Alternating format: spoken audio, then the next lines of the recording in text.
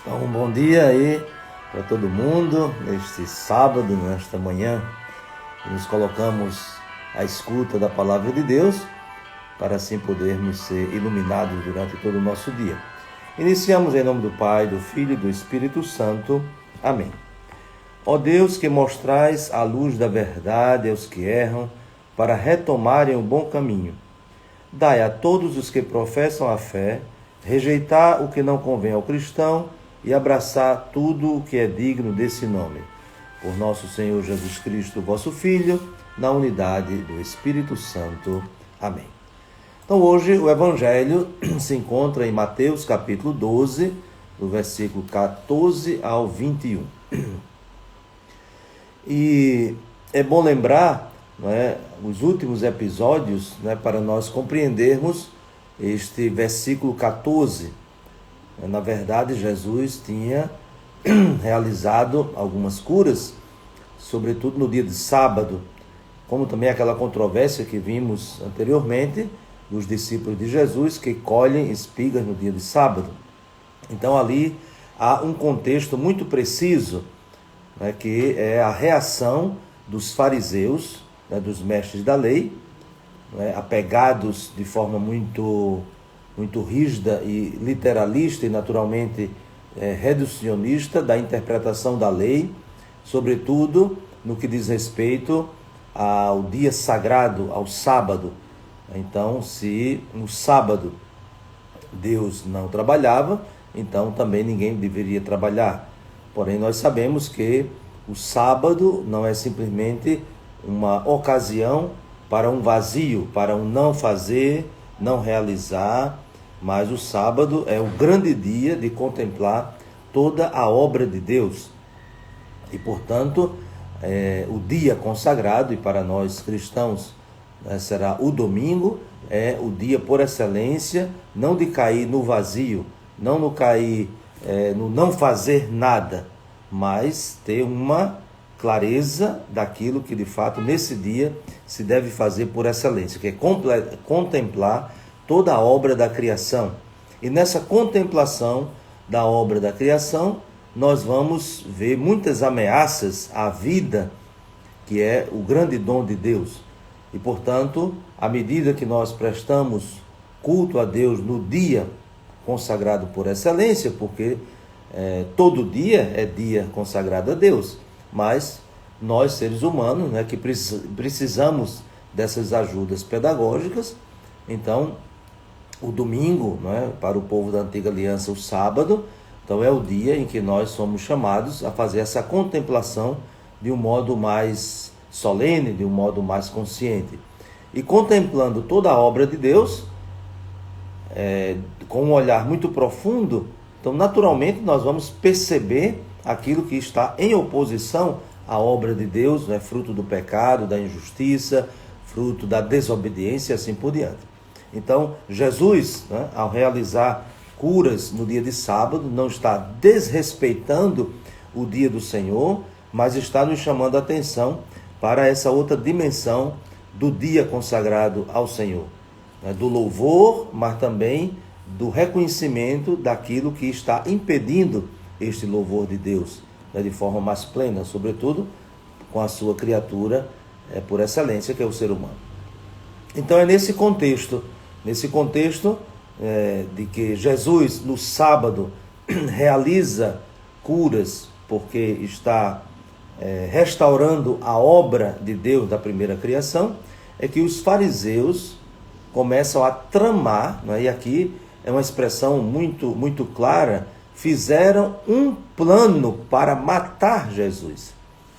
Então isso aqui é muito duro, né? Porque não é simplesmente, eles estavam pensando como impedir que Jesus, né, fizesse esses ensinamentos, que Jesus realizasse essas curas. Então, como fazer para evitar, né, que se propague, né, toda essa ação, né, deste homem, né, que estão reconhecendo como o Messias e assim por diante. Então, é mais do que isso. Fizeram um plano para matar Jesus. Então, é uma rejeição completa, absoluta não é simplesmente uma crítica àquilo que Jesus está fazendo. Não é simplesmente abrindo uma discussão até para, entre aspas, né, corrigir Jesus diante de certas atitudes, diante de certas palavras, de certos ensinamentos. Não. Aqui o plano é deliberado.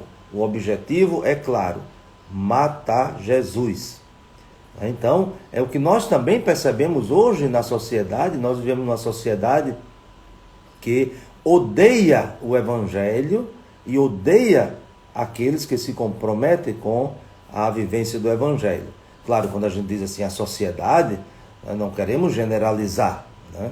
Isso seria uma injustiça, porque não podemos falar da totalidade da sociedade, da humanidade, mas até pegando um pouco aquela maneira de falar de São João, né? O mundo, né? Naquela concepção daqueles que se opõem ao Evangelho, se opõem à luz. Então vivemos numa sociedade que tem um refrão quase que cansativo, né? De tolerância, né? Que todo mundo tem que ser respeitado no seu pensamento, nas suas decisões, todo mundo é livre, mas exceto os cristãos, né? Isso é muito patente, né? Isso até é gritante, né? Como nós vemos em determinados ambientes, em certas situações, onde não há espaço nem para a presença silenciosa dos cristãos. Não é nem em questão do anúncio explícito do Evangelho, mas até a presença silenciosa, né, como nós vamos ver o próprio Jesus, quando aplica a si esse cântico de Isaías, que é chamado o cântico do servo sofredor, Jesus está dizendo justamente isso. Diz que não discutirá, não gritará, ninguém ouvirá a sua voz nas praças, mas mesmo assim foi perseguido e conduzido à morte. Então, é uma realidade que perpassa toda a história. Até hoje, nós enfrentamos isso. Por um lado, uma sociedade que grita, que levanta bandeiras para a defesa geral e restrita, de pensamento, de posturas, até mesmo incoerentes com princípios da vida humana, não estou dizendo nem princípios da fé, mas tem espaço, pode falar, pode gritar, mas quando se trata do Evangelho, quando se trata da fé cristã, então há uma série de restrições. Então isso é algo que nos chama muita atenção, mas que diante desse Evangelho nós não deveríamos desanimar, nós não deveríamos até mesmo nos escandalizar, nos espantar e cair na tentação de abandonar o barco, de forma nenhuma. Então eles fizeram um plano para matar Jesus. Então existe um plano também na sociedade hoje para matar Jesus. E se mata Jesus justamente quando se impede que aqueles que aderiram a ele tenham a liberdade de anunciar o Evangelho e viver tudo aquilo que ele ensina. Mas Jesus tem uma estratégia. Qual é a estratégia? Jesus, como diz o Evangelho, ao saber disso, que eles tinham um plano para matá-lo, Jesus retirou-se dali. E aqui nós não podemos pensar de forma nenhuma que Jesus está fugindo. Jesus não está traindo a sua missão. Mas, como ele dizia outro dia no Evangelho, sede prudente como as serpentes, simples como as pombas. Então nós não devemos, porque vivemos numa sociedade hostil, então buscarmos numa exposição até mesmo irresponsável e de uma ousadia sem sensatez, colocar em risco a nossa vida.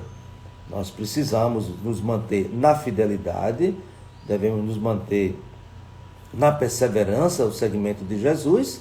Se chega a morte, se chega o sofrimento, não é porque nós vamos buscá-los, mas é porque eles estão presentes na própria vida como consequência.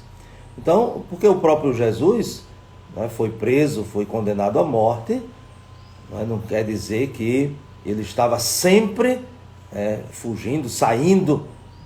Não, isso são estratégias da própria missão, porém, chega um determinado momento em que se realiza, Mas se realiza o quê? O plano de matar Jesus? Não, antes de tudo se realiza a vontade do Pai, isto é, o testemunho do próprio Jesus de sua fidelidade. Então, essa é a razão fundamental de Jesus não se esquivar, Jesus não contornar também o momento do seu sofrimento, de sua morte. E até mesmo Jesus diz, no versículo 16, que, no caso Mateus, diz que Jesus ordenou que não dissessem quem ele era. Então, não dissessem quem ele era, em que sentido? Porque havia muitas expectativas em relação ao Messias. Cada grupo, cada confraria, até dentro da própria religião dos judeus, tinha a sua expectativa. Quem é o Messias?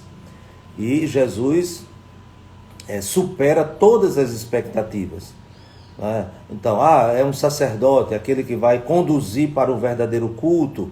Então, Jesus é mais do que isso, um ritualista. Depois, vai ser o mestre da lei, que vai nos ensinar a seguir fielmente a lei. Mas Jesus é mais do que o mestre da lei, porque Jesus é a própria lei.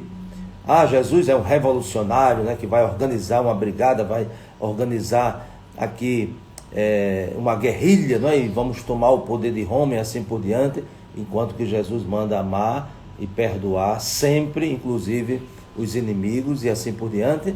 Então, até certo ponto, algumas expectativas elas foram frustradas, até muitos dizem que a traição de Judas, porque Judas tinha essa mentalidade de pensar Jesus, o Messias revolucionário, nacionalista, e quando vê que a coisa não vai acontecer, então ele cai numa espécie de frustração e por isso cede e trai Jesus. E assim por diante. Então Jesus supera todas as expectativas. Porém, existe uma expectativa e uma figura já conhecida do Antigo Testamento que encontra em Jesus a sua realização, que é a figura do servo sofredor. Nós temos aqui, nas palavras de Jesus, que muitas vezes ele aplica a si aquilo que o povo já conhecia, pela leitura do livro do profeta Isaías, do servo de Javé, do servo do Senhor, do servo sofredor. São 4 cânticos, chamados assim, no livro de Isaías. Aqui nós temos o primeiro, que se encontra no capítulo 42, os 4 primeiros versículos. Então, isso aqui, o próprio evangelista, ele coloca, literalmente, essas palavras de Isaías para dizer quem é Jesus. É muito interessante, o evangelista tinha acabado de dizer que Jesus tinha ordenado que não dissessem quem ele era. Porque quem é que diz quem é Jesus? Não são as pessoas, mas aqui quem diz é o próprio Deus, através da Escritura. Eis o meu servo, que escolhi, o meu amado, no qual ponho a minha afeição. Porei sobre ele o meu espírito, e ele anunciará às nações o direito. Então vejam que esse cântico do servo sofredor é que vai dizer quem é Jesus. Somente aqui nesse versículo 18, nós já temos uma grande revelação. Quem é Jesus? Jesus não é o sacerdote como se espera. O Jesus não é um doutor da lei, como talvez fosse mais agradável para os fariseus. Jesus não é simplesmente um profeta. Jesus não é um agitador e assim por diante, mas Jesus é o servo escolhido pelo próprio Deus, amado pelo próprio Deus. Por isso que aparece no batismo de Jesus: este é o meu filho amado, em quem pus todo o meu agrado. Por isso que se diz aqui, no qual ponho a minha afeição. Na transfiguração diz: este é o meu filho amado, escutai-o, e assim por diante, Então, não é um grupo, nem mesmo aquele grupo que está mais próximo de Jesus, que vai dizer quem ele é, para que não haja uma projeção simplesmente de esperanças humanas, de esperanças circunstanciadas, não é? Ali. Mas ele é o Salvador da humanidade, ele é o Salvador universal. E para a totalidade da vida, né? Não só apenas para algumas circunstâncias. E, portanto, é a palavra que vai dizer quem é Jesus. Então, quando ele ordena, não digam quem ele é, porque é a palavra que vai dizer. E é a palavra encarnada, ou seja, ele mesmo vai dizer com a sua cruz, com a sua morte e a sua ressurreição, que é este enviado de Deus, né? É ele que é o Filho de Deus. E ainda Mateus, né, com esse cântico do servo sofredor, vai dizer, porei sobre ele o meu espírito. Então, aqui nós vemos várias cenas do Evangelho, né, desde o batismo, como o Espírito, em forma de pomba, desceu sobre Jesus, né, porque ele é o enviado de Deus. E como é que ele vai agir? Né? Diz que ele vai anunciar às nações o direito. O que é o direito? Aqui no Antigo Testamento, a gente vai escutar, sobretudo nos profetas, a justiça e o direito, né? Essa também é a missão do profeta, anunciar o direito e a justiça. Como é que nós podemos compreender o direito e a justiça? O direito seria, né, em poucas palavras, o princípio que orienta a vida, né? Seria a lei. Então a lei é o direito. E a justiça? A justiça é a prática da lei. Aqui vejam que é toda essa discussão com os fariseus estão sempre em luta com Jesus sobre a compreensão da lei, ou seja, o direito, e também a aplicação deste direito, né? A aplicação da lei, ou seja, a justiça como a realização da lei, mas não a lei simplesmente uma série de normas, né? Letra morta, mas a lei como expressão da vontade de Deus. E quem é que pode fazer isso? Jesus, porque ele é a palavra encarnada. Então, essa distinção não é que se faz, mas da relação muito estreita que existe entre o direito, né, que é a lei, e a lei de Deus, a palavra de Deus, e a justiça, que é o cumprimento desse direito, que é o cumprimento dessa lei. Pois bem, então, nós temos aqui a grande proclamação, não é, que o evangelista faz diante dessa personalidade, né, do servo sofredor, agora se realizando, né, que é o próprio Jesus, o servo sofredor. Então peçamos a graça, né, porque nós vivemos muitas vezes em situações de muita incompreensão, de perseguição, né, e até nos perguntamos, né, mas será que estamos no caminho? Será que este é o caminho? Nos empenhamos, nos comprometemos, né? Buscamos com tanta generosidade, né, seguir os passos de Jesus. É incompreensão, é sofrimento, é planos, né? Olha lá, são os planos para matar Jesus, né? Tantos planos de morte que nós reconhecemos, que vemos na nossa sociedade. Aí é preciso, de fato, dar o passo da fé. Nós não seguimos o covarde, nós não seguimos o fugitivo, nós não seguimos o traidor, nós seguimos o servo sofredor. Então que essa fé, que essa esperança, que essa certeza nos dê a alegria para continuar essa nossa caminhada, esse nosso seguimento de Jesus. Então desejo a todos um abençoado dia, lembrando, amanhã domingo, né, nós não temos esse momento da nossa reflexão na parte da manhã, porque há sempre a reflexão na celebração da missa às 19 horas, da Igreja Catedral aqui da nossa Diocese de Limoeiro do Norte. Então que desça sobre vós a bênção de Deus Todo-Poderoso, Pai, Filho e Espírito Santo. Amém. Um bom dia para todos e um bom final de semana.